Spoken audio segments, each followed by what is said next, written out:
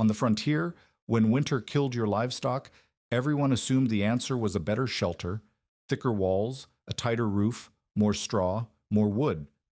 Build a stronger box around the animals and hope it held. That is what made sense. That is what everyone did. But the thing most people missed was simpler than construction and harder to see. Every living animal was already producing heat. The problem was never how to generate warmth. It was that every coop, every lean-to, every shed on the open prairie was giving that warmth away, straight through the walls, and into a wind that would never stop taking it. One widow understood this. What she built did not look like shelter. It looked like madness. But the air inside it told a different story.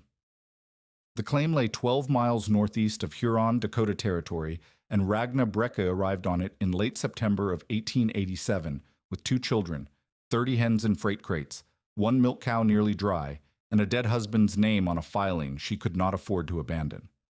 Anders Brecka had died 3 weeks before from blood poisoning. A threshing blade had opened the meat of his forearm below the elbow, and the wound had gone hot within 2 days. He was buried in the churchyard at Huron before the smell of cut grain had left his clothes. What he left behind was not an inheritance.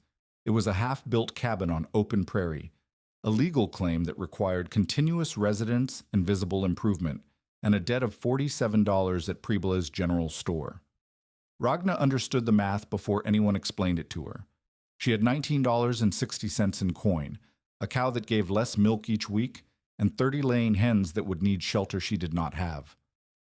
Rail fare back to Decorah, Iowa, where her brother Halvor kept a house, would cost more than she carried.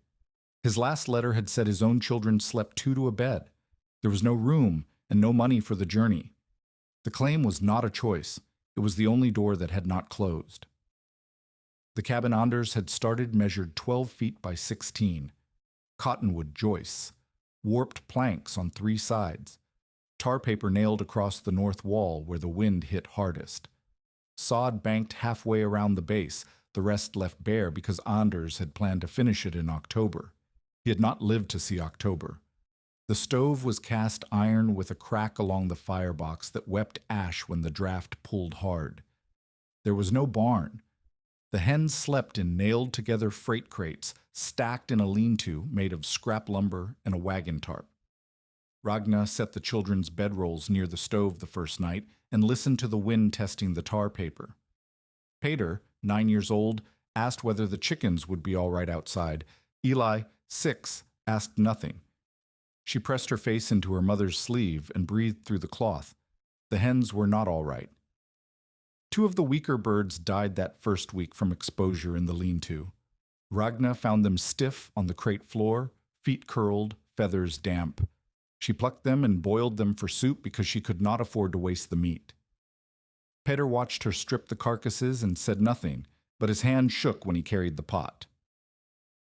Reuben A. Sykes arrived on the 4th day. He was 60 years old, a former Army teamster who ran the livery stable in Huron and served as the informal authority on every new settler's preparedness within a day's ride. When a widow with children appeared on an unfinished claim in late September, Sykes considered it his business to assess the situation. He did not ask permission. He rode up, tied his horse, and walked the property with his hands in his coat pockets, studying the cabin the way a man studies a horse he is deciding not to buy. Ragna watched him from the doorway. She did not invite him inside. She did not need to. Sykes had already seen enough. He stopped at the lean-to, looked at the crate stack, lifted the tarp, and let it drop. He walked the sod line around the cabin base, pressed his boot against the unbanked section on the south wall, and watched dirt crumble away. He counted the woodpile, cottonwood rounds, and willow splits stacked between 2 posts, and Ragna saw his lips move as he calculated. He came to the door and removed his hat. His face was wind-darkened and patient in the way of a man who had delivered bad news to settlers before. "You have half a house," Sykes said. "1 cow going dry, 30 birds in boxes, and wood enough for November." Ragna said, "I know what I have. Do you know what you need?" He put his hat back on. 6 cords, minimum. That is for the stove alone, and your stove has a crack that will eat wood faster than a good one. You need the sod finished before freeze. You need that lean-to rebuilt, or your birds will be dead by Thanksgiving. A proper chicken house, planks, a tight roof, raised roost, straw deep enough to hold warmth, and a door that shuts against foxes, that is $22 in lumber from Prebles, and that is before nails. Ragna looked at the woodpile. 1.5 cords. She looked at the lean-to. She looked at the $19.60 she had counted that morning into a tobacco tin on the shelf above the stove. "You cannot winter here," Sykes said. His voice was not cruel. It was factual, the way a man states the temperature. "Not with children, not with what you have." "Where do you suggest I go?" Ragna asked. Sykes paused. He looked at Pater, who stood behind his mother with a coal scuttle in his hands, and at Eli, who watched from behind the stove with her fingers in her mouth. "The Nelsons took in the Dahl widow last year," Sykes said. "She worked their kitchen through winter and filed her own claim come spring." "Mrs. Dahl did not have 30 hens," Ragna said. "Mrs. Dahl did not have a filing with improvements already standing. If I leave this claim for a season, it goes to the next man who walks a survey line." Sykes looked at the crack in the stove. He looked at the sky, which was the flat gray of early autumn on the plains, the kind of gray that promises nothing and delivers wind. "Then I hope your birds lay enough eggs to buy what you are missing," he said, "because what you are missing is most of a winter." He rode away without looking back. Ragna watched him until the horse was a dark shape against the grass, and then she went inside and closed the door and stood with her back against it and counted again.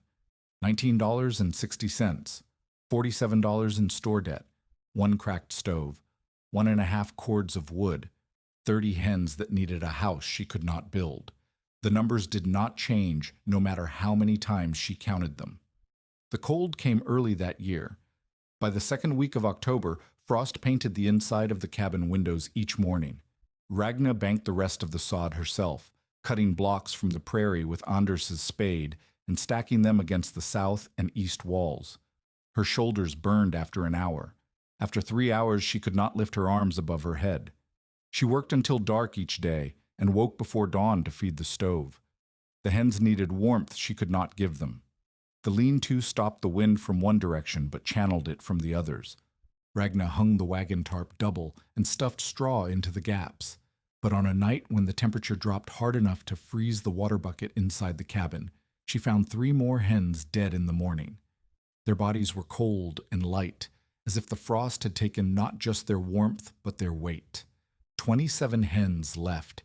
Each dead bird was eggs she would never collect, chicks she would never hatch in spring, meat she could not replace. At even a few dozen eggs a week, the flock was her only steady income, the only thing she had that renewed itself without money. If she lost the hens, she lost the claim. It was that simple. She brought the surviving birds inside. There was no room for it. The cabin was 12 by 16 feet, and it held 2 children, a stove, a table, bedrolls, a shelf of provisions, and the accumulated gear of a household that had been meant for 2 adults. Ragna stacked the freight crates along the east wall, 3 high, and spread straw beneath them. The hens scratched and muttered. The smell was immediate, sharp, ammoniac, thick enough to taste. Pater coughed. Eli covered her nose with her sleeve. But in the morning, Pater said something that stopped Ragna's hands mid-motion as she raked straw from beneath the crates. "The floor's warm here," he said. He was standing barefoot on the planks beside the chicken crates. "It is warm where the chickens are." Ragna told him to put his boots on. She finished raking. She carried the soiled straw outside and dumped it. She fed the stove. She heated water for oats. She did everything she was supposed to do that morning.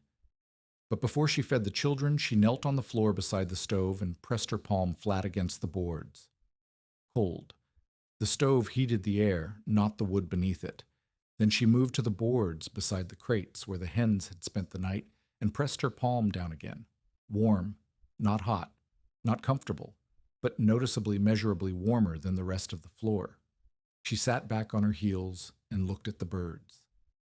27 hens, each of them burning at a body temperature near 106 degrees, huddled together in crates on straw that held their heat. The warmth had nowhere to go but into the wood beneath them. The memory came without warning. It arrived the way memories do when the body recognizes something before the mind names it, not as a thought, but as a sensation. Her mother's hand on the stone wall of the cow byre in Telemark. The wall that was warm in January because the cattle stood against the other side. Her mother's voice, calm and certain as if stating something everyone already knew. Animals heat a house if the house knows how to keep it. Ragna looked at the cabin floor. She looked at the hens. She looked at the planks that Anders had laid over cottonwood joists, and she thought about what was beneath them.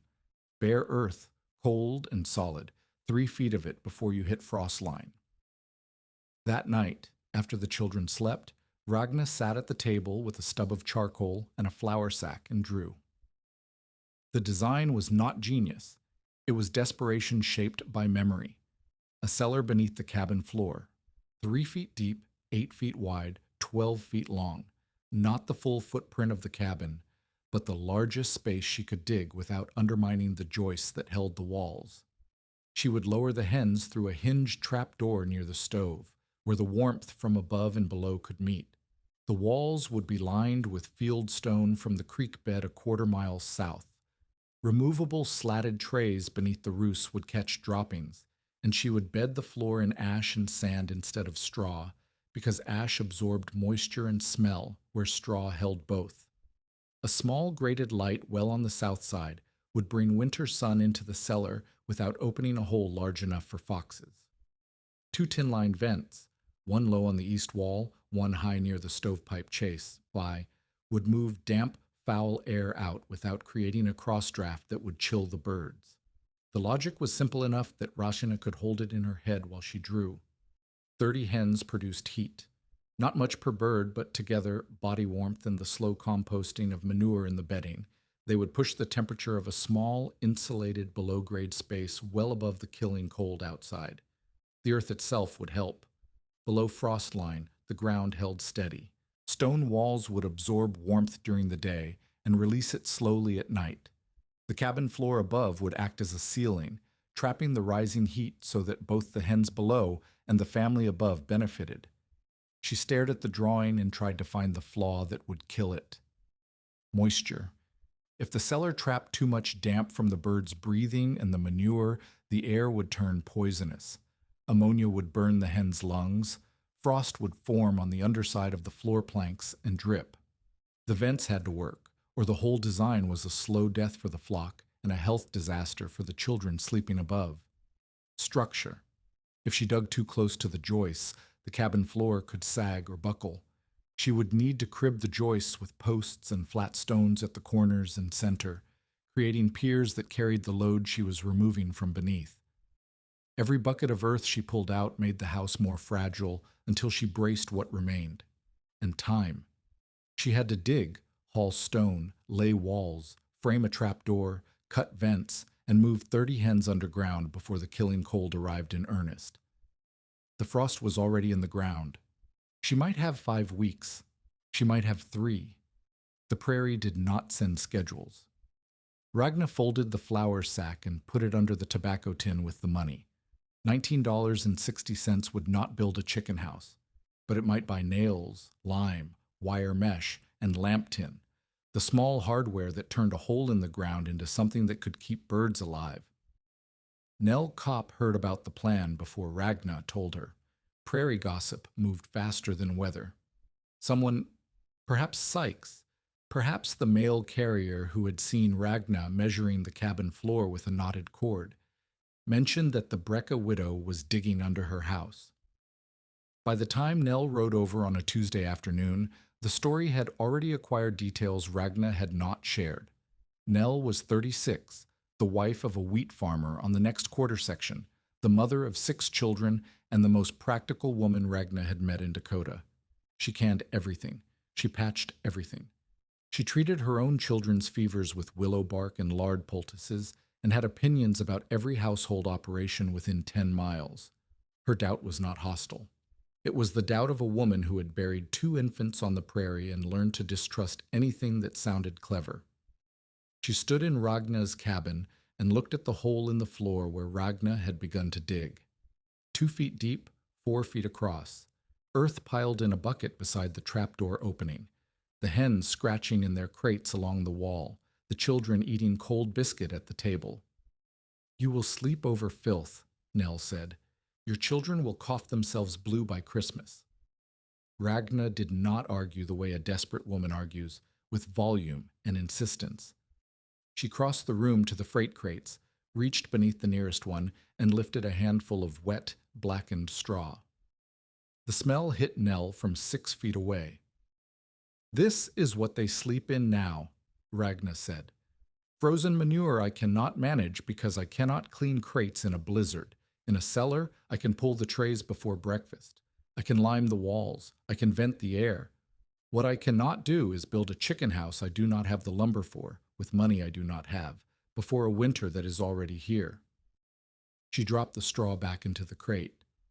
Nell looked at the hole. She looked at the straw. She looked at Eli, who was watching from behind the table with biscuit crumbs on her chin. "The smell will come through the floor," Nell said. "Ash and sand instead of straw," Ragna said. "Lime on the walls. Vents sized to move damp air without freezing the birds.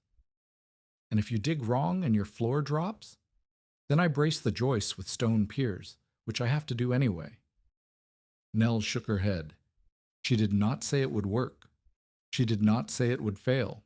She said, "I would not do it." And she left. But Ragna noticed that Nell did not say she was foolish. She said she would not do it. There was a difference, and Ragna held on to that difference the way she held on to the $19. Not because it was enough, but because it was something. The mockery started at Preble's general store 3 days later. Lyman Preble ran the only general store within practical distance of Ragna's claim. He was 44, thick through the chest, with a ledger mind that tracked every settler's debt the way other men tracked weather. He extended credit at terms that kept families obligated through the lean months and collected when the harvest came, or when it did not, in which case he collected differently. He sold prefabricated Coop lumber bundles shipped by rail from Sioux Falls, planks, posts, and wire in a tied package for $22, nails separate. Every hen that died in an open lean-to was a potential lumber sale. Every widow who could not afford his price was a potential claim transfer against outstanding debt.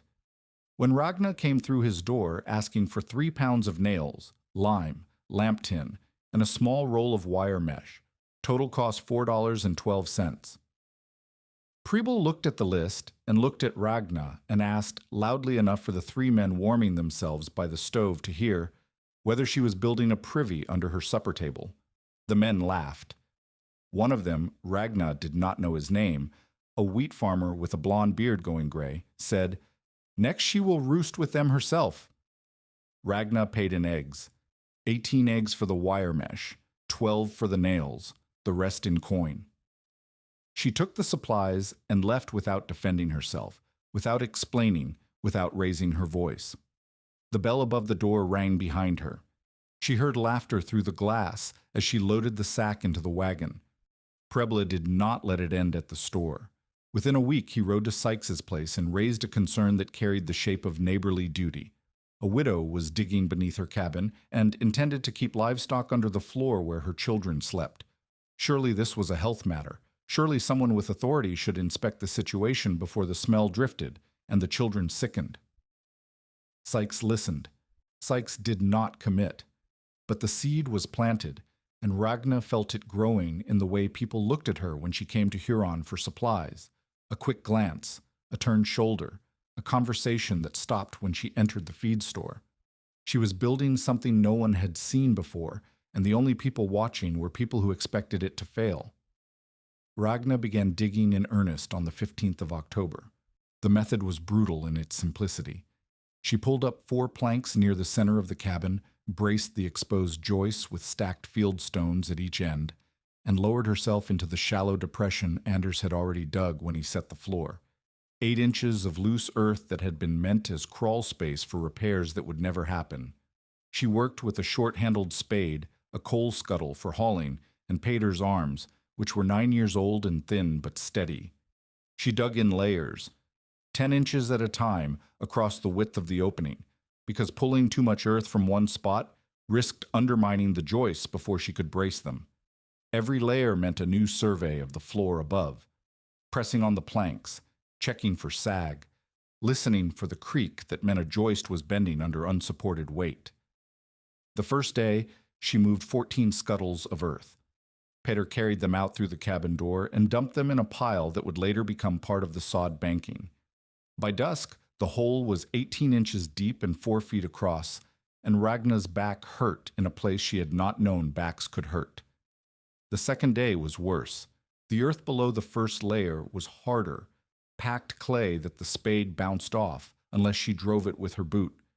She sharpened the blade on a whetstone and kept cutting. 20 scuttles. 22. Each one heavier because the clay held moisture the topsoil had lost. Peter's hands blistered on the scuttle handle. Ragna wrapped them in strips torn from a flour sack and told him to rest. He rested for 10 minutes and came back. By the third day, Ragna could stand in the hole with her head below the floor joists. The space smelled of raw earth and iron.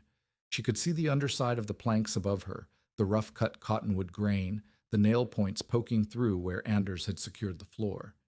She was standing in the skeleton of her own house, and every bucket she removed made that skeleton lighter.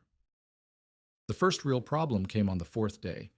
She had widened the hole to 6 feet across, and the unsupported span between the joist ends and the nearest stone pier was too long. The floor groaned when Eli walked across it above. Ragna heard the sound from below, a low wooden complaint that meant the weight was shifting, and she stopped digging and spent the rest of the day hauling flat stones from the creek bed to build a second pier. She carried the stones in a burlap sack slung across her shoulders, a quarter mile each way, 12 trips. The stones were river-rounded and heavy with cold water.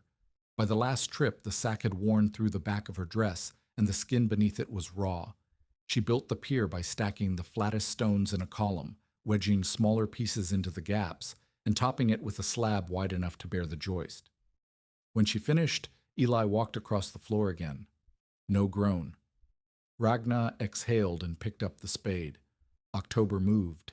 The days shortened. Frost crept deeper into the ground each night, and each morning the digging was harder because the top inch of the cellar floor had frozen overnight and had to be broken before she could cut into the clay beneath. Her hands cracked along the knuckle lines.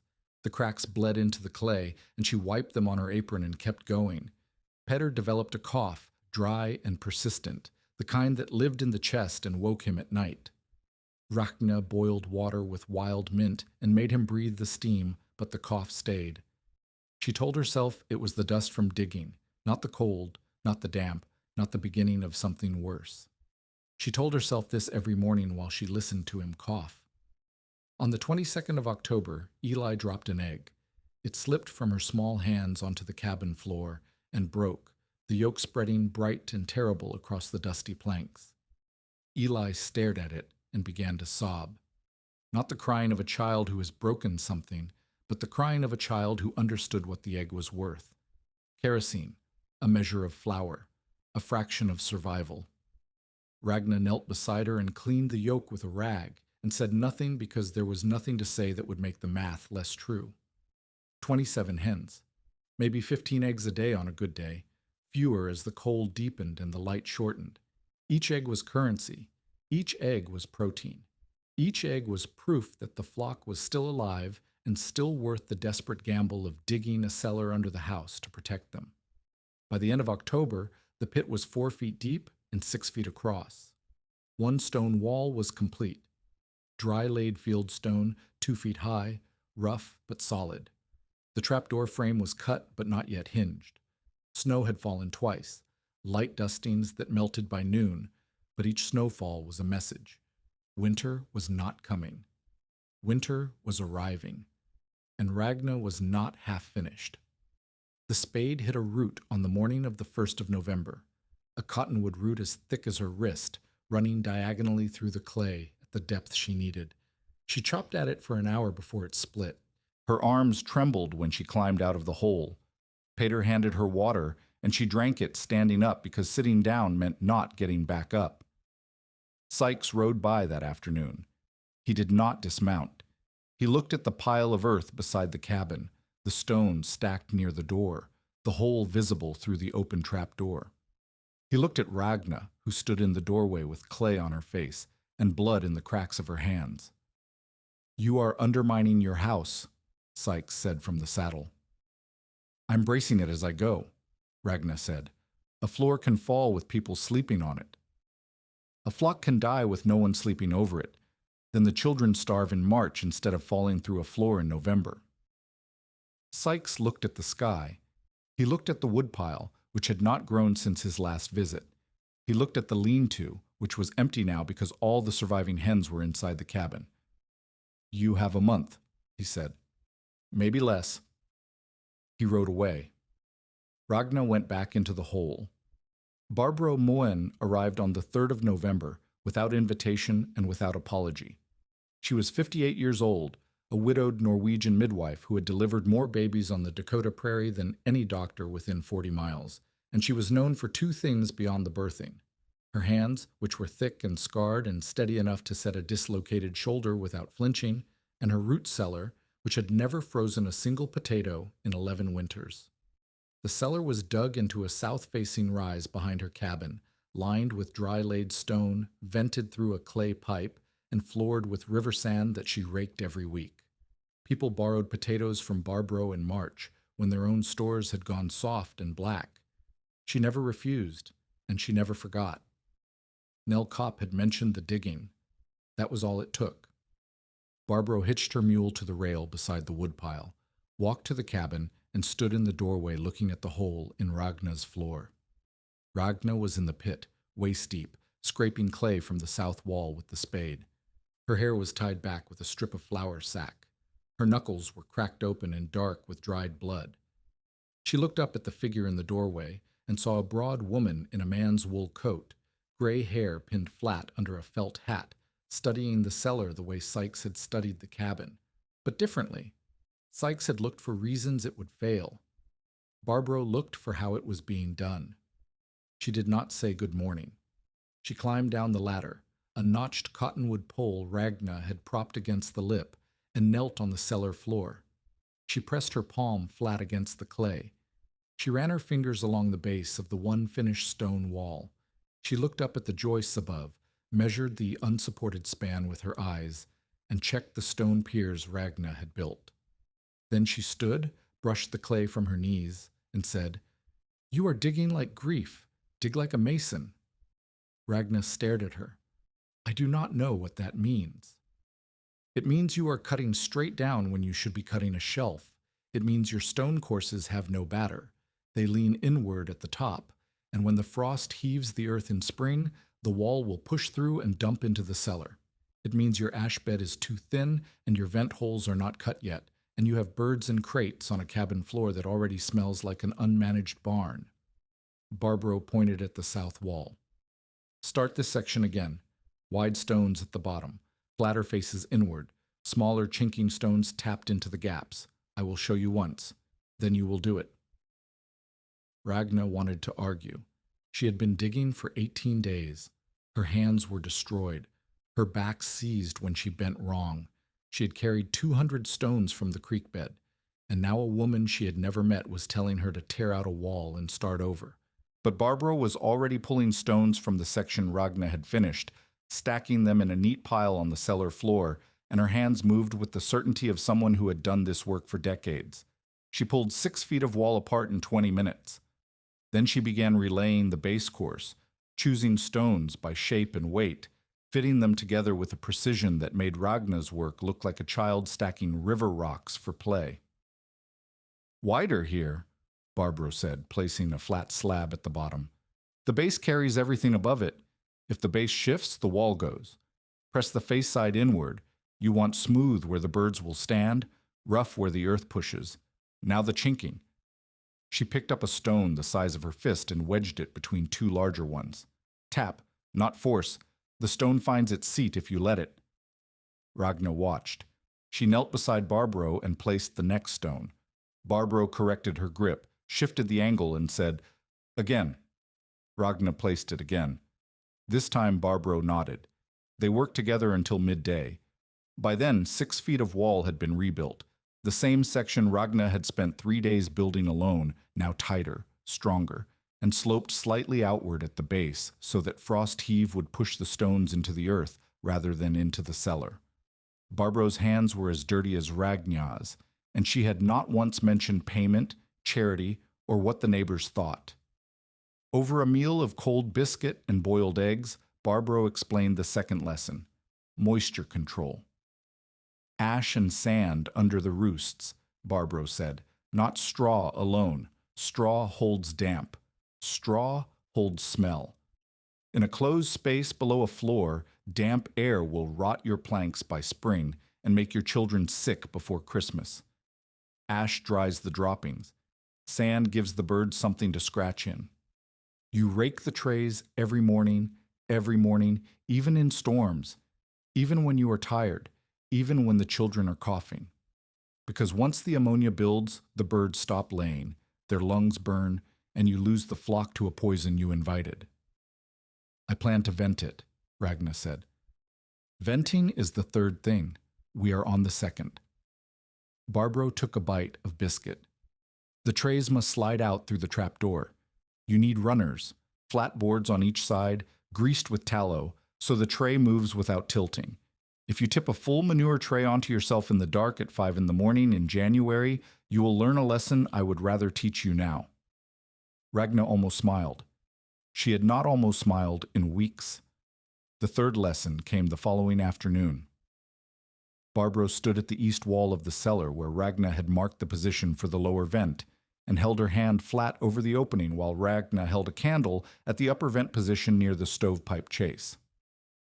Watch the flame, Barbro said. If the air moves from low to high, the system works.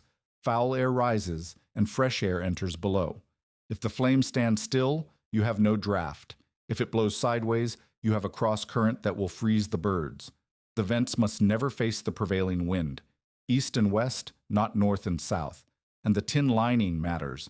Bare wood will swell in damp and seal itself shut by February. Ragna had salvaged lamp tin for the vent sleeves, but it was not enough for both openings. Barbro measured with a knotted cord and said she would bring tin from her own stores. She did not call it a gift, she called it surplus. "Why are you helping me?" Ragna asked that evening, standing at the cabin door while Barbro untied her mule. Barbro looked at her. "Because you did not ask me to. Because you started digging before anyone told you it was possible. Because you are not clever, you are stubborn, and stubborn is what the winter does not know how to kill." She rode away in the dark.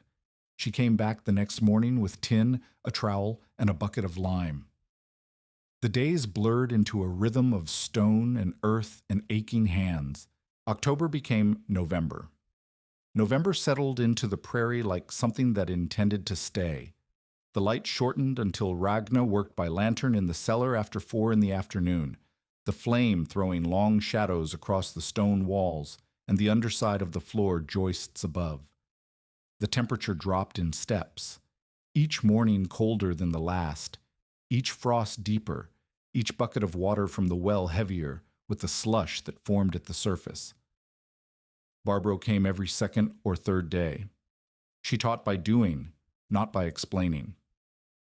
When Ragna's stone courses wandered, Barbro pulled the offending section and rebuilt it without speaking. When the ash bed compacted too densely for drainage, Barbro raked it loose and mixed in coarser sand.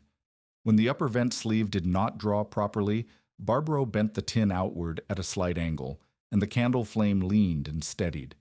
They worked in a silence that was not uncomfortable.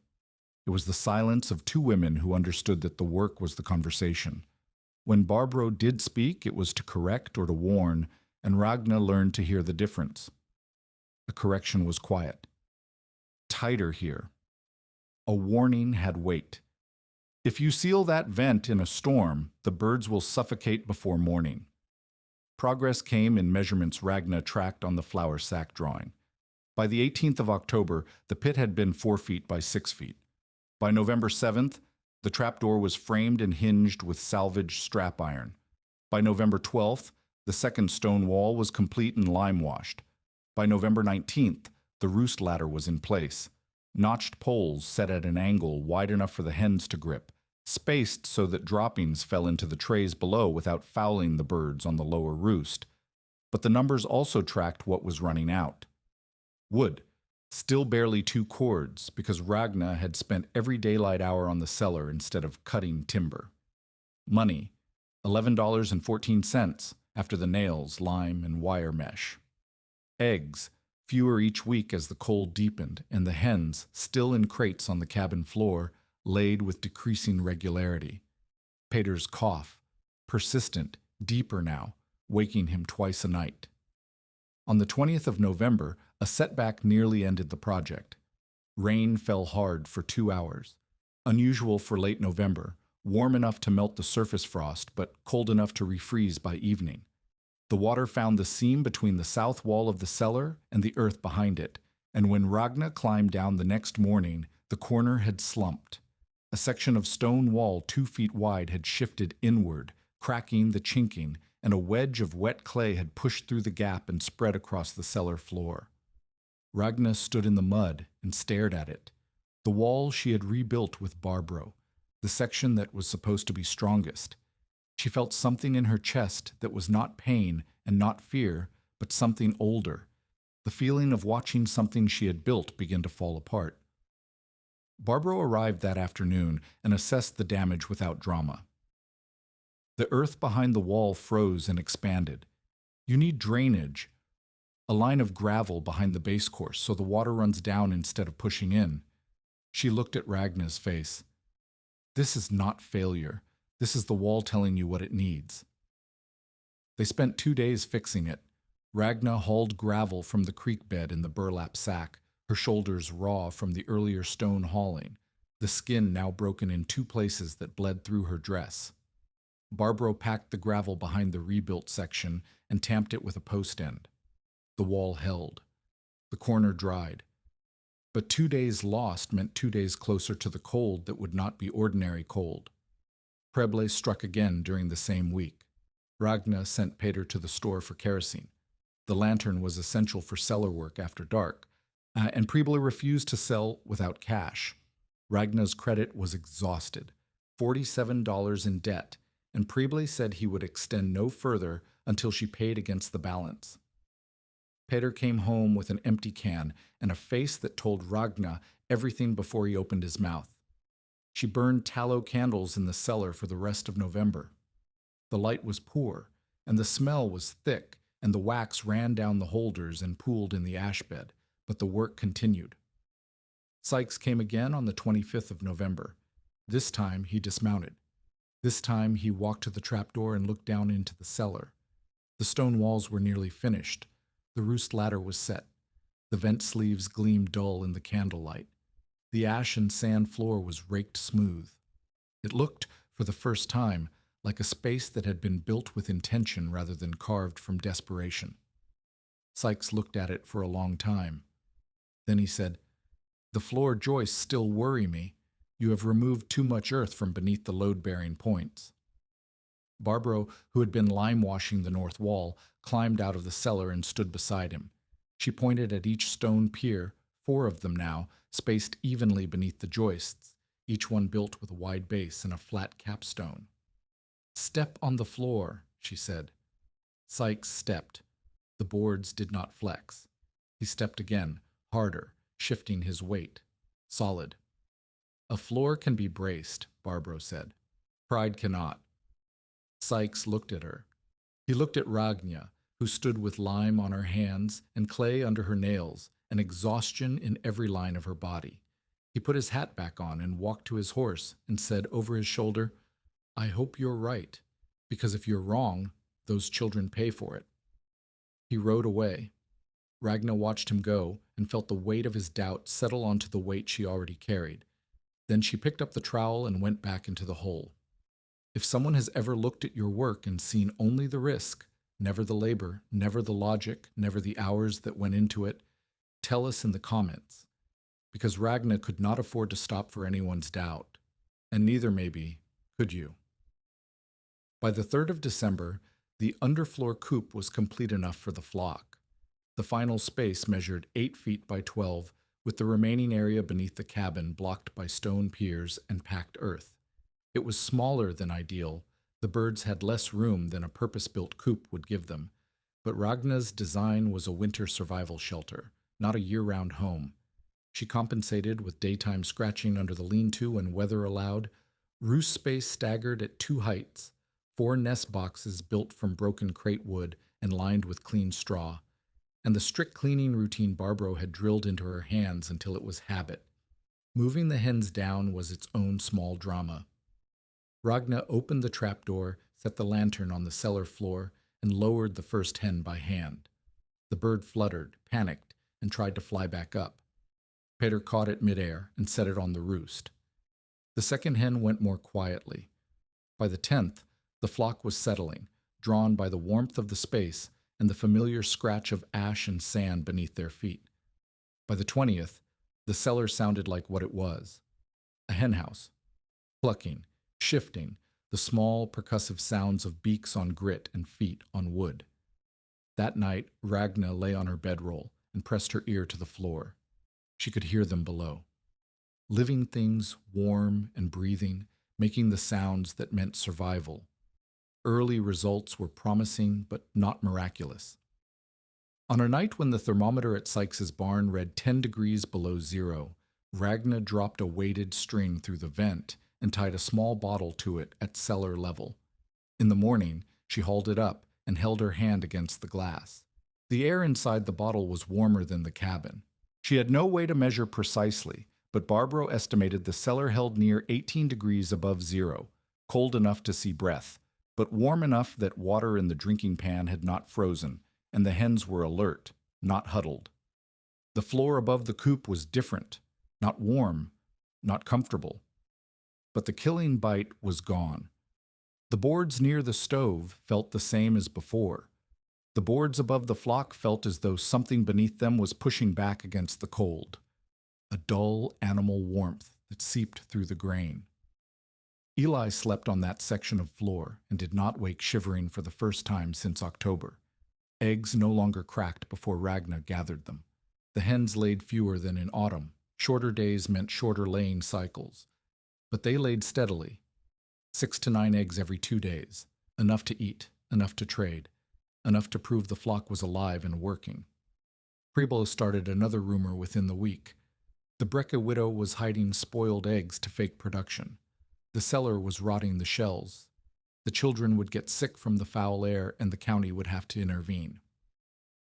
Nell Copp, who had heard the rumors and distrusted both their source and their subject in equal measure, rode over unannounced. She came expecting smell. She climbed down the ladder expecting filth. Instead, she saw lime-washed stone walls. Ashtrays slid neatly beneath the roosts. A raked sand floor, and Eli crouching beside a nest box, lifting 3 clean brown eggs into a basket with careful hands. Nell stood in the cellar and said nothing for a long time. The air smelled of lime and dry dust, and the faint sourness of birds, but it did not smell of rot, ammonia, or neglect. The vents drew a slow current that Nell could feel against her cheek, cool air entering below, warm air leaving above. "I would not sleep over it," Nell said. She climbed the ladder. At the top she looked at the eggs in Eli's basket. "But I will take a half dozen if you are selling." Ragna sold her the eggs at the rate Preble charged, minus a cent. Nell paid in flour. Barbaro came that evening. She checked the vents, checked the roosts, checked the droppings in the trays. She scraped a finger across the lime wash and held it to the lantern. Dry. She pressed the floor planks above the warmest section of the cellar and listened. "The first test does not matter," Barbaro said. "Cold is patient. It waits for the mistake you have not made yet." Ragna asked what mistake. "The one you will make when you are tired," Barbaro said. "When the storm comes, and the stove runs low, and the children cry, and you open the trapdoor too long, or close the vent too tight, or forget the trays for a day because everything else is louder. That is when the cellar kills your birds. Not on a quiet, cold night. on the night when nothing goes right. She said it without drama.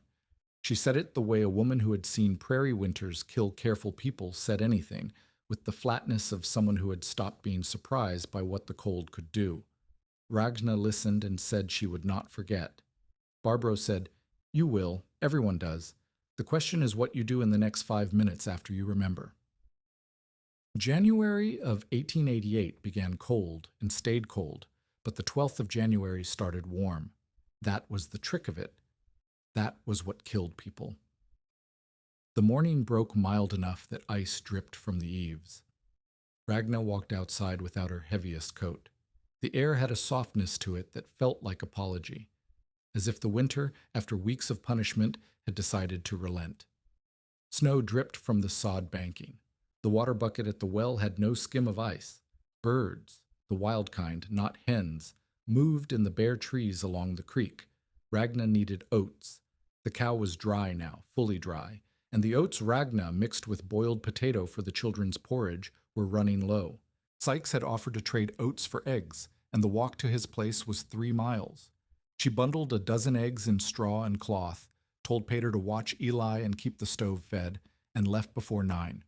She did not tell Pater to leave the trapdoor alone. She did not need to. He knew the routine. But she did not say the words, and later she would remember that. The sky began to change at midday. Ragna was at Sykes's barn counting oats into a sack when Sykes stopped what he was doing and looked north. The horizon had gone dark in a way that was not cloud and not night. It was a wall, a physical, visible barrier of gray-white that stretched from one edge of the sky to the other, moving south with a speed that made the air in front of it feel like held breath. Sykes said one word. "Go." Ragna grabbed the oat sack and ran. She tied it across her waist with a length of rope because she could not carry it and move fast enough. Sykes called after her to take his horse, but she was already past the gate and the wind hit before she reached the road. The storm did not arrive gradually. It arrived all at once, as if someone had torn a curtain from the sky. One moment Ragna could see the road ahead, the fence posts, the low dark line of trees along the creek. The next moment she could see nothing. White. In every direction, at every height, the air filled with snow driven horizontal by a wind that knocked her sideways on the first gust. The temperature fell as the wind rose. Ragna could feel it dropping, not in degrees, not in numbers, but in the way her exposed skin went from cold to burning to numb in the span of minutes. Her coat was not her heavy coat.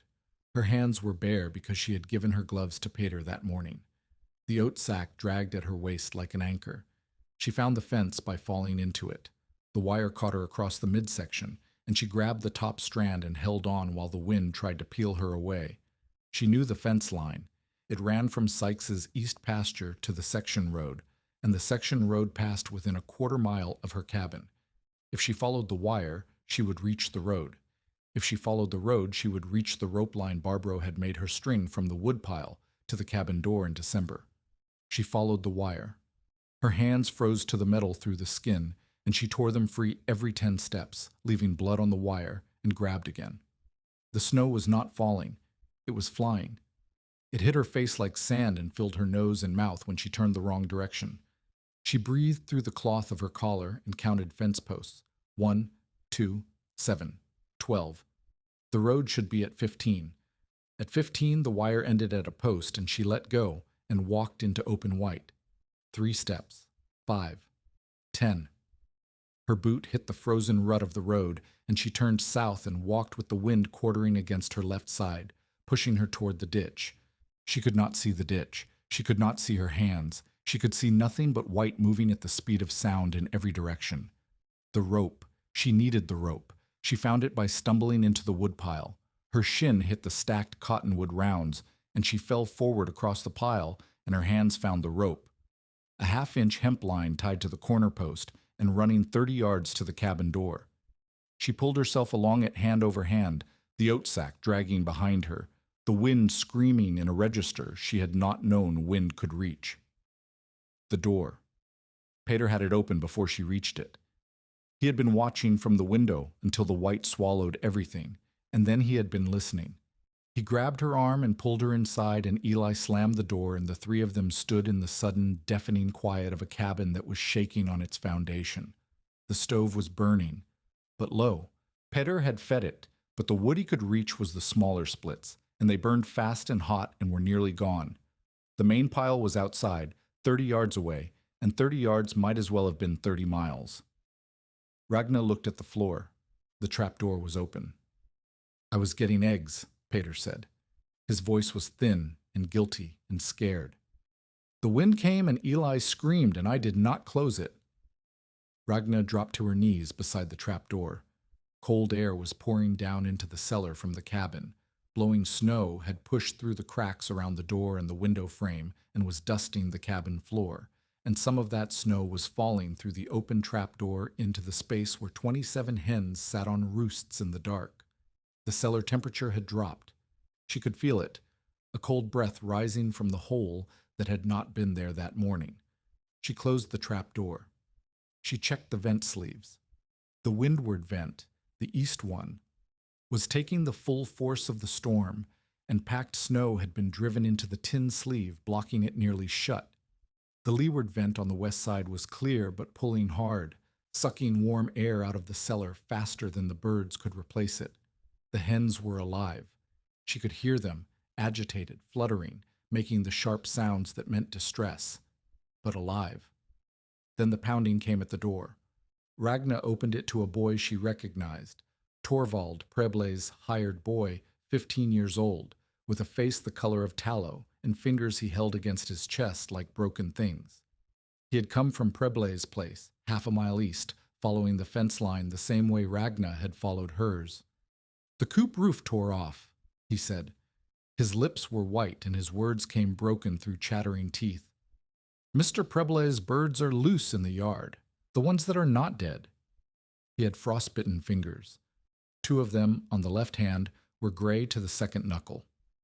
Ragnar pulled him inside, wrapped his hands in a dry cloth, and sat him by the stove. She looked at the wood box.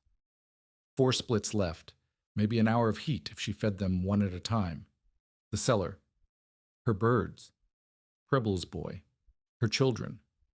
1 stove. 4 splits. A storm that showed no sign of ending.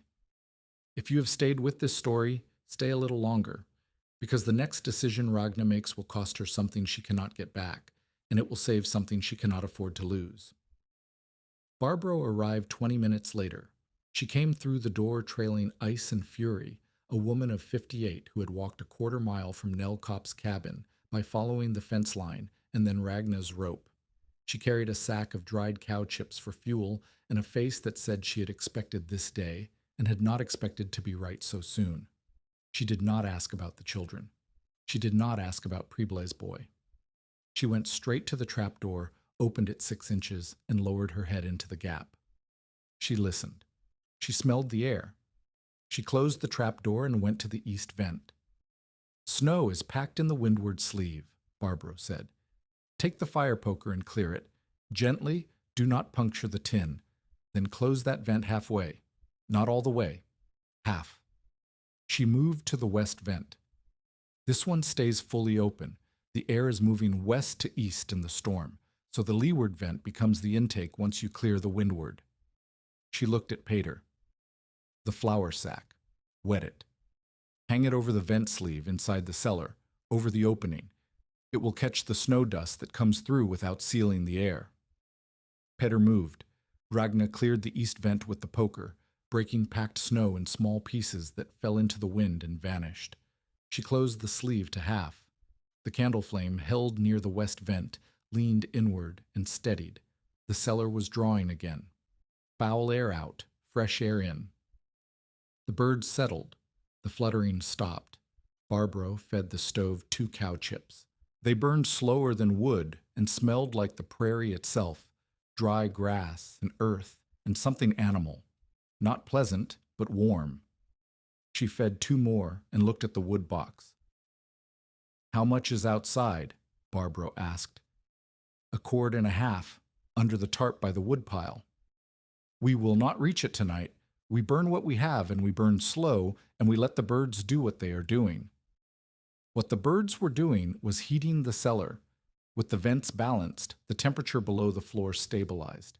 27 hens, each burning at 106 degrees, huddled on roosts in a stone-lined space insulated by 3 feet of earth on every side. The manure in the ash bed composted slowly, adding its own dull warmth. The cabin floor above was not warm, but it was not killing cold. It was survivable. The storm lasted 36 hours. During that time, Ragna fed the stove in intervals so careful she counted the splits and chips the way she counted eggs. Each one a unit of life, each one irreplaceable. Barbro slept in 2-hour stretches and woke to check the vents. Pater held Eli under a quilt on the section of floor above the cellar, where the warmth from below kept the boards just above freezing. Torvald, Prebla's boy, slept against the wall with his damaged hands wrapped and his face still gray. Outside, the temperature dropped past 20 below, past 30 below. The wind did not stop. It drove snow into drifts that buried the woodpile and the lean-to and half the south wall of the cabin. The prairie became a single white plain where direction did not exist, and distance was measured in the length of a rope you could hold. Sykes lost 12 hens. His outdoor coop door had drifted shut on the windward side, and by the time the storm cleared, the birds inside had smothered, not frozen, but killed by their own breath in a sealed space with no ventilation. The cold had done what Barbro warned about, found the mistake that careful people made when everything went wrong at once. Nell Kopp's birds survived, but the cold stress stopped their laying for nearly 3 weeks. He would have no eggs until February. Prebley lost nearly all his young pullets. The coop roof, which had been nailed but not braced against lateral wind, had peeled away in the first hour of the storm. The surviving birds, 7 of them, were the ones Torvald had chased into a corner of the barn before his hands gave out. Ragna took in those 7 birds. She did it over Barbro's objection. The cellar was built for 30. Adding 7 more meant overcrowding, more moisture, more ammonia, more droppings in the trays. Barbro shook her head. "You will poison the air." "I will manage the air," Ragna said. "I will not let them die because their owner would not build a proper shelter." Barbro looked at her for a long time. Then she said, "No extra birds near the low vent. More ash under the roost. Collect droppings twice a day instead of once." Ragna obeyed. She climbed into the cellar every 6 hours during the storm's second day, raked the trays, replaced the ash, checked the vent sleeves, and counted birds. She did this while exhausted, while her hands bled, while Pater coughed above her, and Eli whispered questions through the trapdoor, and Torvald sat against the wall, unable to help. When the storm broke on the morning of the 14th of January, Ragna opened the cabin door to a world remade in white. Drifts stood higher than the eaves. The woodpile was a white mound. The lean-to was gone, not damaged, gone, the tarp and scrap lumber scattered somewhere under the snow. The silence after 36 hours of wind was so total, it hurt. She climbed down into the cellar and counted. 29 of her original 30 hens were alive, 1 old bird, the one that had stopped laying in November, the one with the scarred foot, was dead on the floor beneath the roost, stiff and cold. "Natural causes," Barbro said later. "Not the storm, not the cold, just age, and a body that decided it was done." 4 of Preble's 7 rescued birds survived. 3 had been too far gone when Torvald brought them. Frostbitten combs, lethargy, the dull-eyed silence that meant a bird's body had begun shutting down before it entered the cellar. The cellar itself had held. The stone walls had not shifted. The vents had drawn through 36 hours of storm once Barbro rebalanced them. The ash bed was saturated and would need a full replacement, but the floor planks above were dry. The lime wash was intact. The temperature inside the cellar had never dropped below 8 degrees above zero, while outside the mercury had fallen past marks that Sykes's thermometer could not read. Ragna climbed out of the cellar, closed the trapdoor, and sat on the floor beside it. She pressed her palms flat against the boards. Below her, she could feel the hens shifting on the roosts, settling back into the warmth that the stone and earth and their own bodies had held through the worst storm the Dakota Territory had seen in a decade. She did not cry. She did not celebrate. She sat with her ruined hands on the warm floor and breathed, and that was enough.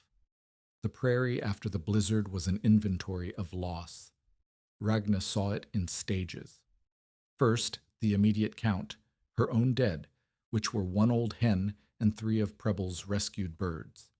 Then the walk to Sykes's place on the 15th of January, 2 days after the storm broke, with Barbro beside her and the oat sack still tied to her waist because she had never put it down. Sykes's coop was drifted shut.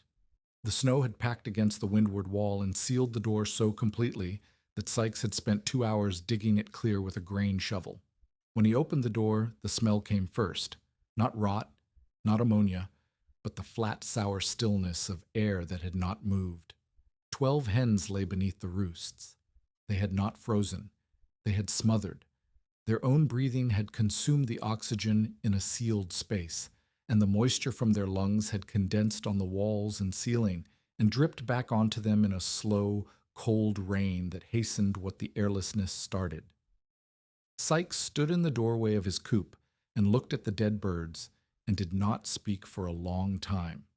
He was a man who had driven army supply wagons through territory where mistakes killed men, and he understood the difference between bad luck and preventable failure. The Coop had a vent. He had sealed it against the storm. He had sealed it because the wind drove snow through the opening, and sealing it seemed like the right decision in the moment, and the birds had died because of it.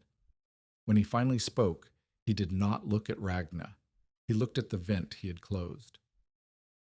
"I knew stock," Sykes said. "Horses, mules, oxen. I knew what they needed in weather. I did not know floors." He paused. "I did not know air." That was the authority skeptic's conversion, and it was quiet enough that Ragna almost missed it. No apology, no praise, just a man admitting that his experience had not covered what he thought it covered, and that a woman he had told to leave her claim had understood something he had not. Ragna did not press the moment. She set down 6 eggs on his workbench, still warm from the cellar, collected that morning, and said she would trade them for oats whenever he had them. Sykes nodded. He picked up one of the eggs and held it in his palm and looked at it as if he had never seen an egg before. The questions came in stages, too. Nell Copp was first. She arrived 2 days after the storm with her oldest boy and a measuring cord. She did not ask whether the cellar worked. She had seen the eggs. She had stood in the space. She had felt the air moving through the vents. What she asked was specific. Where should the vents go in a cabin oriented north-south instead of east-west? How deep did the pit need to be if the cabin sat on higher ground where the frost line was shallower? Could she use sod blocks instead of stone if she lime-washed them? Ragna answered what she could. For what she could not answer, she brought Nell to the cellar and showed her. She held the candle near each vent and let Nell watch the flame. She pulled a manure tray and let Nell see the ash bed beneath, dry and raked, holding neither damp nor smell. She pointed at the stone walls and explained the drainage gravel Barbro had taught her to pack behind the base course. Nell took notes on a piece of brown wrapping paper with a carpenter's pencil. Her handwriting was small and careful and covered both sides. When she left, she said, "I still would not sleep over it." But she was holding the measuring cord against her own cabin in her mind. Ragna could see it. Sykes came next. He rode over on a morning when the temperature sat at 14 below and asked whether stone was necessary or if sod walls would hold. Ragna told him stone was better because it absorbed warmth and released it slowly, but sod would work if he lime-washed it to seal the moisture and replaced it every second year before it crumbled. Sykes wrote nothing down. He remembered things by hearing them once, and he repeated her specifications back to her on the spot to confirm he had them right. He did. Then he asked a question Ragna had not expected. How many birds can the space hold before the air goes bad? Ragna looked at Barbro, who was sitting by the stove mending a roost pole that had cracked under the weight of too many birds during the storm. Barbro said, "Fewer than you think. If the birds cannot stretch without touching, you have too many. If the ash bed cannot dry between cleanings, you have too many. Count by air, not by floor." Sykes nodded. He left without saying anything else, but the following week Ragnar heard from Nell that Sykes was digging beneath his feed room. The German-Russian brothers from the next section arrived on a Saturday with a measuring cord and a bottle of whiskey they offered as payment for Ragnar's time. She refused the whiskey and took their questions instead. They wanted to build a shared cellar beneath the larger of their two cabins. One space for both families' flocks, vented through the common wall. Ragnar told them a shared space would work if they doubled the ventilation and assigned one person to clean the trays. If both families assumed the other was cleaning, the birds would be dead by February. The brothers looked at each other and agreed that the younger one would clean. He did not look happy about it, but he did not argue. Ragnar shared the method freely. She drew diagrams on flour sacks and gave them away. She walked to 3 different cabins in January and February and knelt on cold floors and pointed at joists and measured spans and said, "Dig here, brace here, vent here, lime here." She did this while her own hands were still cracked and her own back still seized in the mornings, and her own children still coughed from the dust of a winter spent in a 12 by 16-foot cabin. But she also shared the limits. She told every family that the cellar only worked if the space was dry, cleaned, vented, and predator-proofed. She told them that a sealed chicken cellar would poison birds, and people with damp air and ammonia faster than open cold would freeze them. She told them the danger was part of the design, not separate from it, and that anyone who built the hole without building the discipline would lose more birds than they saved. The danger made the method credible. A trick that sounded too easy would have been dismissed. A method that required daily labor and carried real consequences if neglected. That sounded like something that belonged on the prairie. The measurable comparison spoke louder than any argument. By the end of January, Ragnar's flock was still laying 6 to 9 eggs every 2 days. Sykes had no eggs. Nell had hens alive, but no production for nearly 3 weeks after the cold stress. Preble E. Could says Preble had to buy eggs from Ragnar for his store customers, because his own flock was gone and the nearest egg supplier was in Huron. He sent Torvald to make the purchase. He did not come himself. The weeks after the blizzard changed the shape of Barbro and Ragnar's work together. Before the storm, Barbro had been the teacher and Ragnar the student. The lessons had moved in one direction, from Barbro's hands to Ragnar's, from experience to application. But the storm had tested the design under conditions that exceeded anything Barbro's root cellar had faced, and Ragnar had made decisions during those 36 hours, taking in Preble's birds, doubling the cleaning schedule, adjusting the vent balance while Barbro slept, that were not repetitions of taught technique. They were applications of principle to situations no one had rehearsed. Barbro noticed. She did not say she was proud because Barbro did not speak in those terms. What she said was, "You closed the east vent to half. I would have closed it to a third. Your way worked." "Why?" Ragnar explained. The east vent at half still allowed enough packed snow to melt and drain without flooding the tin sleeve, while a third would have created a seal as the meltwater refroze. She had watched the frost pattern on the inside of the sleeve during the second night and adjusted based on what she saw, not what she had been told. Barbro was quiet for a moment. Then she said, "Good. You are reading the air now, not remembering instructions." They spent February refining the design together. Barbro suggested a removable roost ladder, poles that could be lifted out for cleaning instead of scrubbed in place. And Ragnar built it from cottonwood branches stripped and sanded smooth.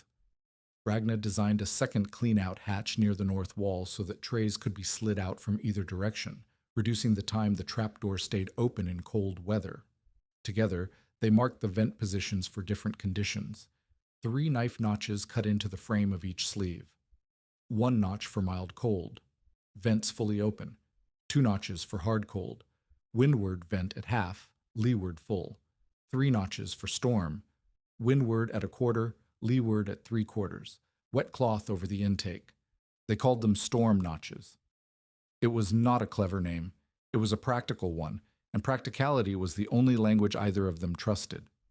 Barbro's backstory emerged in pieces during these working hours, the way backstories do between people who are not performing friendship but building something. She had come to Dakota from Stavanger in 1871 with a husband who died of cholera the first summer. She had stayed because the alternative was a return voyage she could not afford to a village that had nothing for a widow with no children and no land. She had learned midwifery from a doctor in Huron who needed hands that did not shake, and she had learned root cellaring from a Yankton woman who traded the knowledge for help during a difficult birth. She had built her own cellar alone over the course of 2 autumns, using techniques she adapted from memory and observation and a stubbornness she described without vanity as the only thing I own that does not depreciate. Ragna told Barbro about Telemark, about her mother's buyer, about Anders, who had been a good man and a mediocre carpenter, and who had died because a threshing blade was dull, and a wound was dirty, and Dakota Territory did not forgive small mistakes. She told Barbro that she had not loved the claim when she arrived. She had hated it, hated the open sky and the wind that never stopped, and the flatness that made every problem visible from a mile away. She had stayed because staying was cheaper than leaving, and she had dug because digging was cheaper than building, and she had built the cellar because building was cheaper than burying her children in the spring. Barbro listened to all of this and said, "That is enough reason. You do not need a better one." They disagreed once, sharply, in early March. Ragna wanted to expand the cellar, dig another 4 feet east to accommodate more birds for spring hatching. Barbro said no. The joists on the east side ran closer together, and removing earth beneath them would compromise the cabin's structural margin. Ragna argued that she could add another pier. Barbro said a pier only transferred load if the foundation beneath it was solid, and the east side of the cabin sat on looser soil. She had felt it when she knelt in the cellar, the slight give that meant sand instead of clay. The argument lasted an afternoon. Ragna's voice rose. Barbro's did not. In the end, Ragna tested the soil with the spade, drove it in at 4 points along the east wall, and compared the resistance. The east side was softer. Barbro was right. Ragna did not expand. She did not apologize for arguing. Barbro did not expect her to.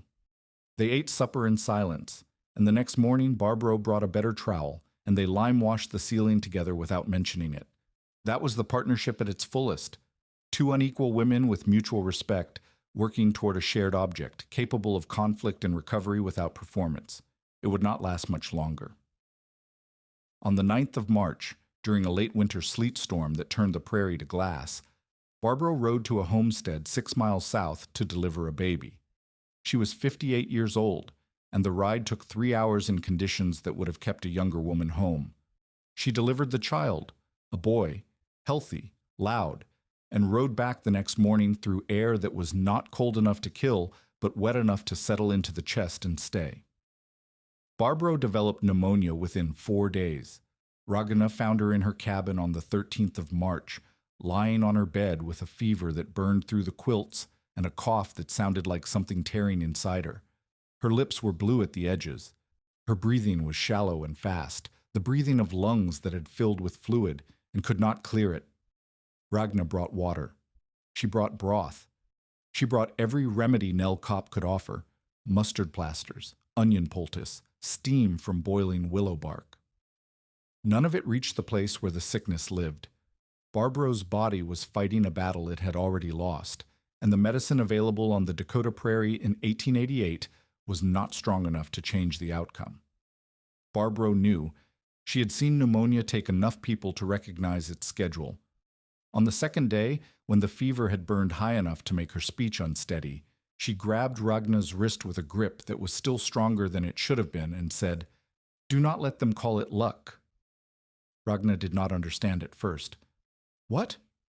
"The cellar, the birds, what you built. They will say you were lucky, that the storm missed the worst of your walls, that the cold was not as deep as it felt, that anyone could have dug a hole. Do not let them say that. What you built was knowledge. It was measurement. It was air and stone and discipline. Luck does not clean manure trays at 5 in the morning." Ragna held Barbro's hand and said she would not let them. Barbro died on the 16th of March, in the late afternoon, with sleet tapping the window glass and the stove burning low. Ragna was beside her. Nell was in the other room, boiling water for no reason except that boiling water was what you did when there was nothing left to do. There was no dramatic final moment. Barbara's breathing slowed, and then it stopped, and the room became very quiet, and Ragna sat with her hand on the hand that had taught her to lay stone and read air and dig like a mason instead of like grief. She cleaned Barbara's cabin the next day. She swept the floor and banked the stove and folded the quilts. On the shelf beside the door, she found Barbara's old trowel, the one she had brought on that first morning in November, its handle worn smooth, dried lime caught in the grain of the wood. Ragna picked it up and held it and felt the weight of it, not the physical weight, which was slight, but the weight of the hand that was missing from it. The tool that had corrected her work 100 times and would not correct it again. She took the trowel home and set it on the shelf above the stove, beside the tobacco tin with the money. November of 1889, 20 months after the blizzard. Ragna's second full winter on the claim. The cellar had been refined through a full cycle of seasons. Summer repairs, replacing crumbled chinking, regrading the drainage gravel, cutting a new clean-out hatch on the north wall. Autumn preparation, fresh lime wash, new ash bed, storm notches checked and recut where the wood had swollen. The flock had grown to 34 hens through spring hatching, and Ragna had culled the weakest birds in September to keep the cellar within the air limits Barbro had taught her. The community had grown around the method. By Ragna's count, 11 families within a day's ride had built some version of a protected poultry space. Underfloor cellars, banked rooms cut into south-facing sod walls, shared cellars between neighboring cabins. Not all were copies of Ragna's design. Some were adaptations, compromises, inventions built from the same principle, stop wasting animal heat into the open wind. But not all of them were built right. The secondary crisis arrived on the 4th of November, carried by a prairie fire that had started in dry grass 30 miles west and run before the wind for 2 days. By the time the smoke was visible from Ragna's cabin, the fire line was close enough to threaten haystacks, outdoor sheds, and anything built above ground from dry wood. Families with banked coops could move hens below quickly. A trapdoor opened, birds lowered, the space sealed against smoke. But the Halverson family, on the quarter section 2 miles south, had built a version of the cellar from a description passed third hand through a neighbor who had heard it from Sykes, who had learned it from Ragna. The copy was close but wrong in one critical detail. The clean-out hatch had been built too small, and the hinge had rusted shut after a wet October, and the family had not opened it in 3 weeks because forcing a jammed hinge was easier to postpone than to fix. When the smoke reached the Halverson cabin, they lowered their birds into a cellar whose ash bed was saturated with 3 weeks of unmanaged droppings. The ammonia level was already dangerous. The smoke that seeped through the vent sleeves mixed with the foul air, and within an hour the birds were gasping, not from heat, not from fire, but from air that could not support life. Halverson's wife rode to Ragna's cabin in a panic. Her children were coughing, her birds were dying. She did not know what to do. Ragna went. She left Peter to manage her own cellar, trapdoor closed, vents at storm position, birds secure, and rode with Mrs. Halverson through smoke that smelled of burning grass and distance. At the Halverson cabin, Ragna climbed into the cellar and knew immediately what was wrong. The air was thick enough to taste steel, ammonia, and smoke layered together, acrid, eye-watering. The birds were hunched on the roosts with their beaks open. 2 were already on the floor, motionless. Ragna did not hesitate. She had seen this problem in theory. Barbro had warned about it, had described what a sealed cellar with bad air would do, but she had never faced it without Barbro beside her. She was alone with a set of principles and a situation that demanded immediate, correct action. She went to the leeward vent first. The Halversons had opened the windward vent to clear the smoke, which was exactly wrong. The windward side was where the smoke was coming from. Opening it had pulled more contaminated air into the cellar. Ragna closed the windward vent completely and opened the leeward vent fully. Then she forced the jammed clean-out hatch with a hammer and a chisel she found on the Halversons' workbench. The hatch broke free with a crack of rusted iron, and the first rush of air that escaped smelled bad enough to make Mrs. Halverson gag from 6 feet away. Fresh air began moving through the cellar within minutes, entering through the leeward vent, pushing the foul mixture out through the open clean-out hatch. Ragna pulled the saturated ash trays one by one and dumped them outside, replacing them with dry sand from the Halversons' root cellar. She worked fast, breathing through a wet cloth tied over her mouth, her eyes streaming. Within an hour, the birds that could recover were recovering. 9 of the Halversons' 14 hens survived. 5 did not. They had been too long in the poisoned air, and their lungs had shut down before the fresh current reached them. Mrs. Halverson stood at the edge of the cellar and watched Ragna work and said, "We built it the way Sykes told us." Ragna climbed out and said, "The cellar is not the design. The cleaning is the design. The air is the design. The hole in the ground is just where it happens." She said it and heard Barbro's voice in it, the same flatness, the same refusal to soften a lesson that needed to be sharp. Do not let them call it luck. Do not let them copy the hole and miss the air. If this story reminds you that preparation is not a single act, but a daily discipline, that the thing you build only works as long as you maintain it, share it with someone who understands what it means to keep going when no one is watching. The fire passed south of the main settlement. Haystacks burned. 2 sheds were lost. No cabins caught. But the Halverson incident spread through the community faster than the fire had spread through the grass, and it carried a message that was more useful than the original success. The cellar could kill as easily as it could save. The method was not magic. It was work, performed correctly every single day. Ragna's authority solidified not because she had built a clever thing, but because she understood what made it dangerous. People came to her not for the design. By now, most of them had some version of it, but for the discipline. She walked them through the cleaning schedule. She showed them how to test their vents with a candle flame. She made them practice pulling trays and replacing ash beds until the motion was automatic. She did this carrying Barbro's trowel in her coat pocket, the handle smooth against her palm, the weight of it a reminder that every correction she offered was an echo of a correction once offered to her. Preble's move came in December of 1889, and it came dressed as commerce.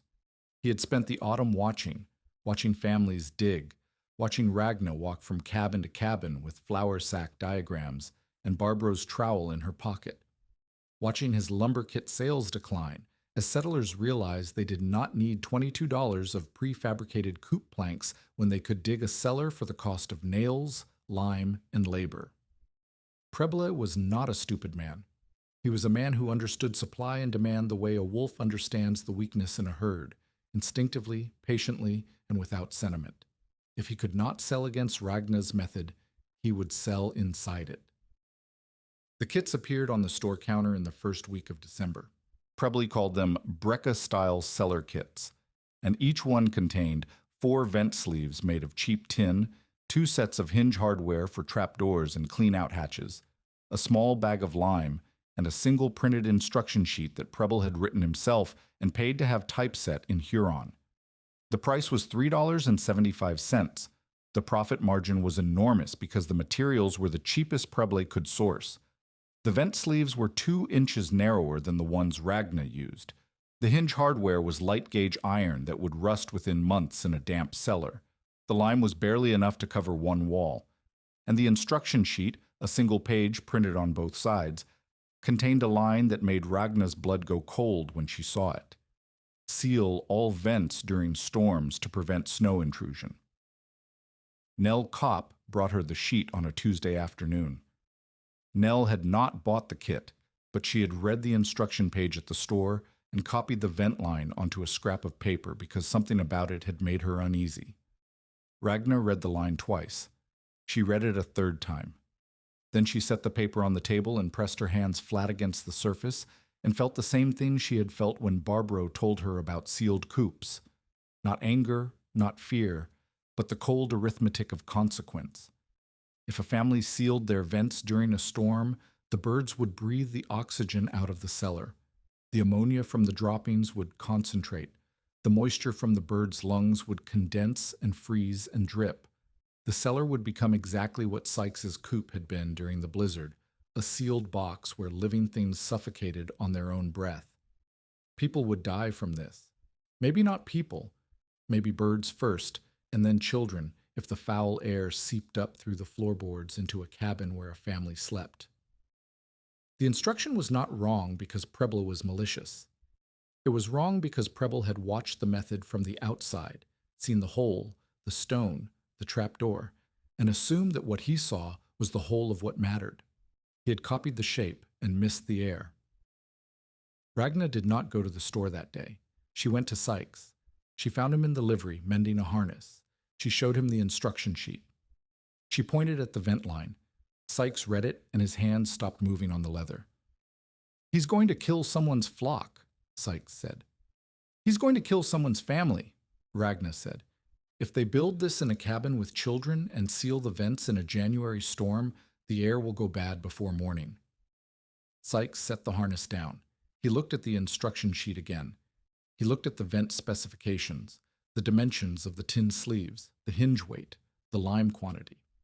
His experience was not in poultry or cellars, but it was in equipment, and he could see what Ragna saw: hardware built to a price rather than a purpose, sleeves too narrow to move sufficient air, hinges too light to survive a season of damp, lime too little to do anything but create the appearance of preparation.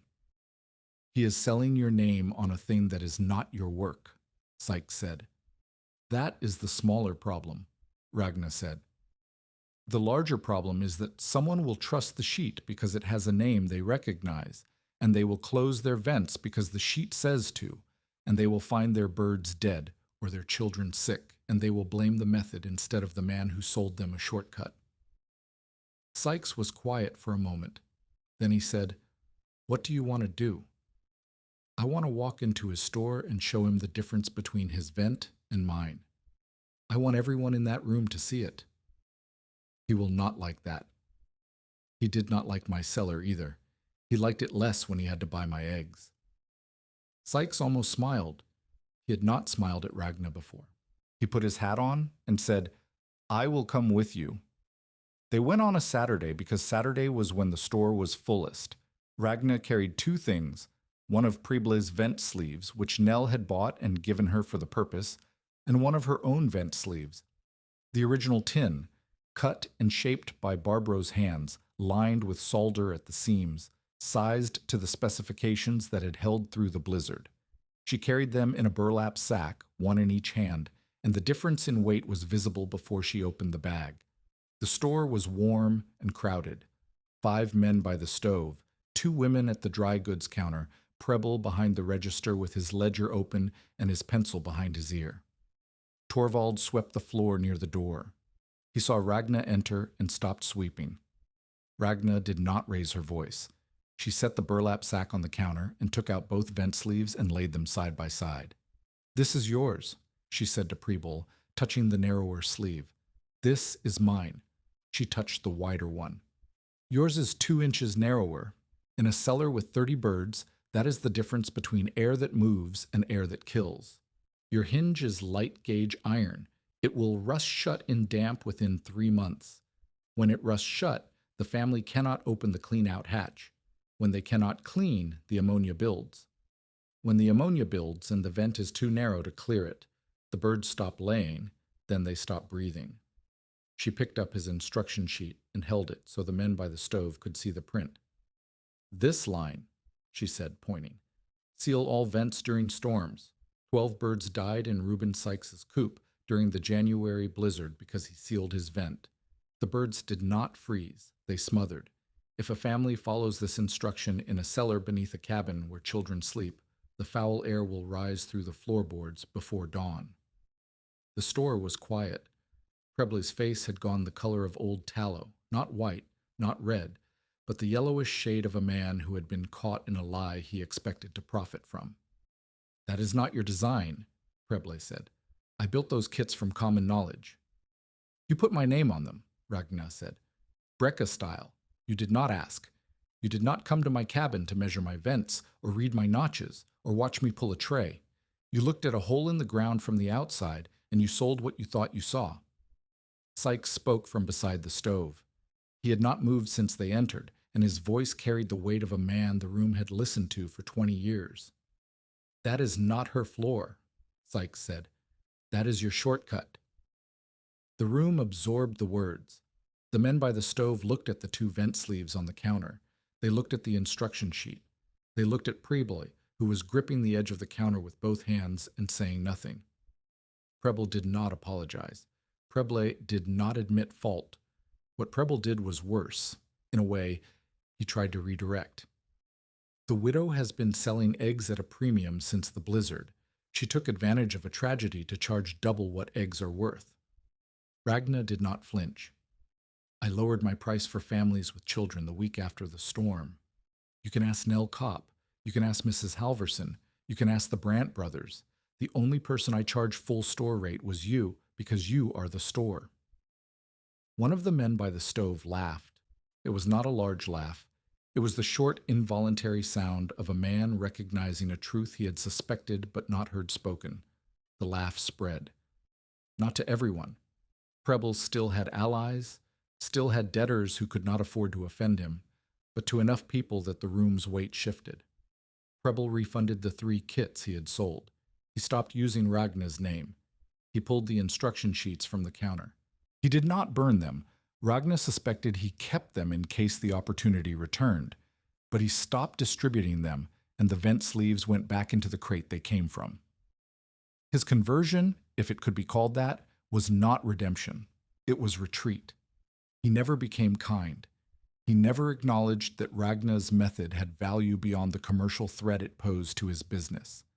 But in the weeks that followed, when settlers asked him about cellar supplies, he said, with a flatness that cost him visibly, "Talk to the Brecke woman. She knows the air better than I did."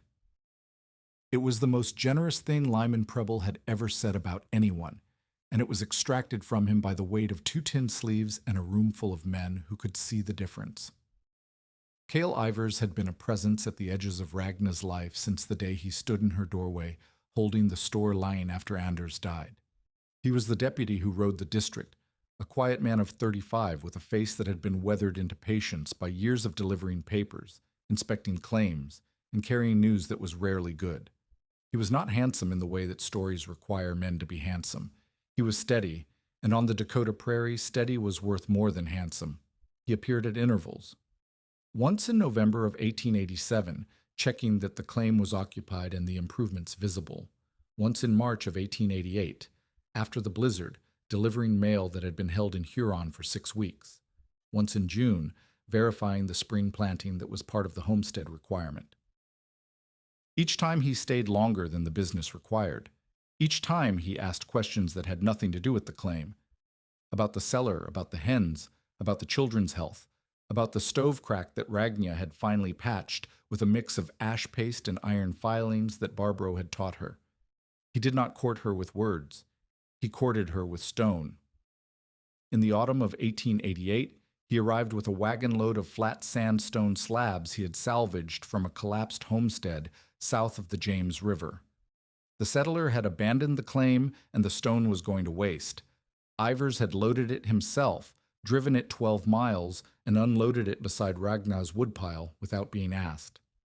"For the cellar walls," he said, "if you need them." Ragna needed them. The field stone she had carried from the creek was adequate, but irregular.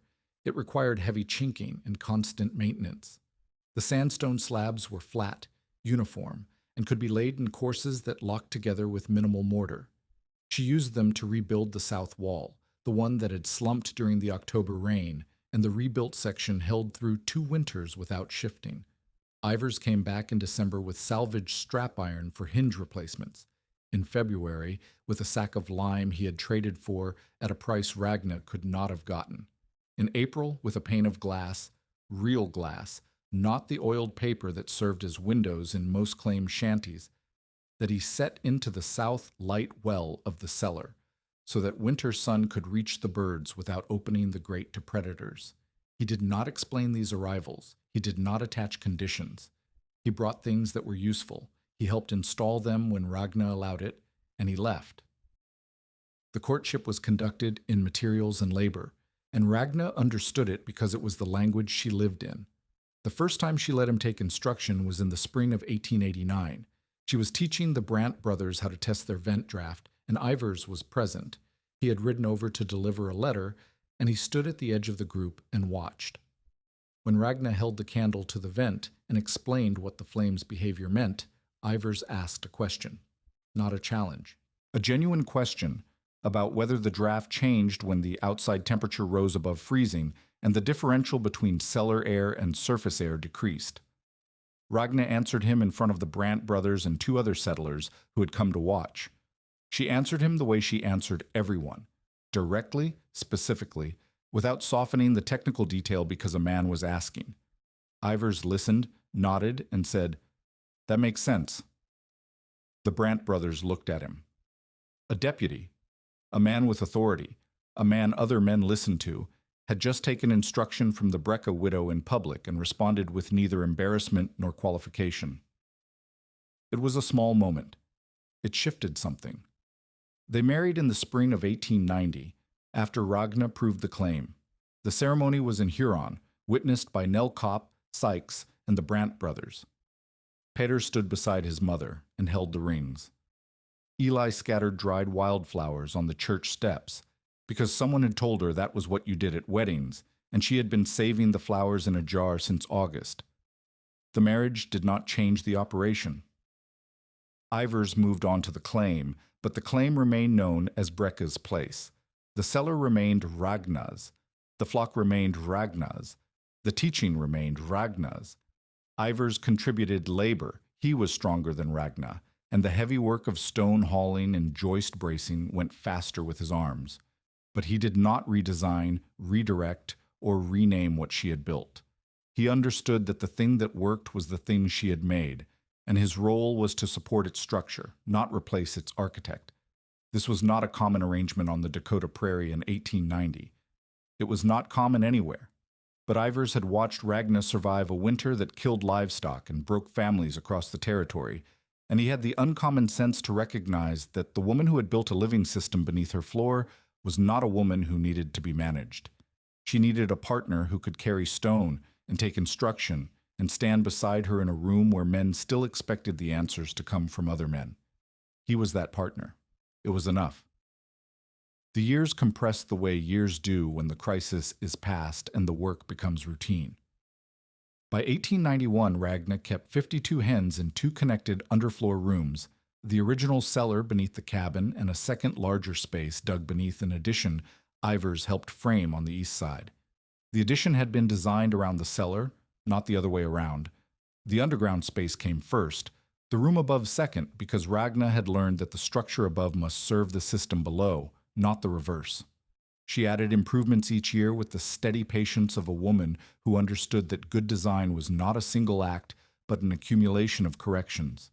A hinged egg drawer, built into the trapdoor frame so the children could collect without opening the full hatch and losing heat. A sick bird crate, lined with clean ash, positioned against the warmest stone wall, where the south-facing light well kept temperatures highest. A summer run, banked with sod and open on the south side, where the hens scratched in daylight from April through October and returned to the cellar only when the nights grew cold enough to threaten. The storm notches multiplied. 3 positions became 5 as Ragna learned the difference between a northeast wind and a northwest wind, between a dry cold that drew moisture through the vents and a wet cold that sealed them with ice. She carved each position into the vent frame with Barbro's trowel, using the pointed end as a chisel, and the marks became a language that Peter and Eli could read before they could read printed English. Peter grew into the work the way children grow into the shape of the life around them. By 12, he could pull and replace the manure trays alone. By 14, he was laying stone courses for neighbors' cellars with a precision that made men twice his age ask who had taught him. He said his mother had taught him. They asked who had taught her. He said a woman named Barbro Moen, and if they did not know the name, he told them. And if they asked what happened to her, he said she died in a sleet storm after delivering a baby, and that she had known more about air and stone than anyone on the prairie. Eli kept breeding heavier winter birds. She had a child's instinct for the work. She noticed which hens laid longest into the cold months, which ones tolerated the cellar best, which ones produced chicks that grew fast and feathered thick. By the time she was 10, she was selecting breeding pairs based on observations she recorded in a notebook Ivers had bought her in Huron. The notebook was small and water-stained and filled with notes in a handwriting that improved from month to month, and the birds it described got hardier each year. Ragna refused to build for families who would not clean their manure trays. This was not cruelty. It was the lesson the Halverson crisis had taught her, that a cellar built without the commitment to maintain it was worse than no cellar at all. She asked every family the same question before she would draw them a diagram. Who will clean the trays every morning, even in storms, even when they are tired, even when no one is watching? If the answer was vague, we all will, or whoever is up first, she would not draw. She would tell them to decide, name one person, and come back. Some families resented this. They called her proud. They said she acted as if she had invented something precious when all she had done was dig a hole. Ragna heard the talk and did not respond to it, because responding to talk was a luxury she had never been able to afford. The hole was not the thing. The air was the thing, and the air did not care about pride. By 1891, 23 cabins within a day's wagon ride had adopted some version of protected poultry housing. Underfloor cellars, banked rooms, shared spaces, sod-insulated sheds with vented walls. The designs varied. The principle did not keep the birds dry, keep air moving, keep warmth where it could do work. The phrase brecca floor entered the local vocabulary, not as a brand, but as a shorthand, a way of saying that a floor had something living and warm beneath it, managed and maintained, doing quiet work that no one saw until the first storm proved its value. Ragna's later years moved with the rhythm of the claim. The cabin grew as money came, glass windows by 92, a shingled roof by 94, a proper poultry house cut into the south bank by 96, larger and better ventilated than the original cellar, with stone walls and a gravel floor, and vents sized to the specifications she and Barbro had worked out together in the winter of '87. She never removed the first trapdoor.